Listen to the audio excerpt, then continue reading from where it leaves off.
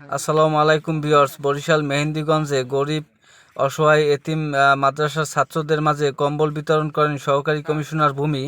উপজেলা নির্বাহী অফিসার জনাব রিয়াজুর রহমান স্যারের নির্দেশনায় সহকারী কমিশনার ভূমি ও এক্সিকিউটিভ ম্যাজিস্ট্রেট জনাব ফাহিম হাসান স্যার তো অসহায় এতিম বাচ্চাদের মাদ্রাসার বাচ্চাদের মাঝে কম্বল বিতরণ করেন। আপনারা দেখতে পাচ্ছেন যে আমরা অনেক দূর দূরান্ত গিয়ে অনেক দূরে এটা মেহেন্দিগঞ্জের প্রত্যন্ত একটি গ্রাম অঞ্চলে গিয়ে আমরা কম্বল বিতরণ করতেছি। তো অনেক ছোট ছোট শিশুরা ওরা মাদ্রাসায় কোরআন শিক্ষা করে, মাদ্রাসায় লেখাপড়া করে, মাদ্রাসায় থাকে। তো তাদের অনেক হয়তো শীতের ভিতরে অনেক কষ্ট, তাই তাদের মাঝে কম্বল বিতরণ করেন। তো আপনারা দেখতে পাচ্ছেন অনেক ছোট ছোট শিশুরা এখানে আসছেন, লেখাপড়া করতেছেন, বাসায় থাকতেছেন না, ঠিক আছে, তারা মাদ্রাসায় থাকেন। আর এই আর কি। তো আপনারা দেখতে পাচ্ছেন স্যার তাদের মাঝে কম্বল বিতরণ করতেছেন।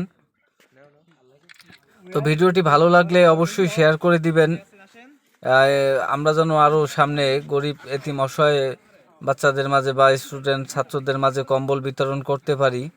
তো আপনারা দেখতে পারতেছেন যে কম্বল বিতরণ করার শেষ পর্যায়ে। তো ভালো থাকবেন।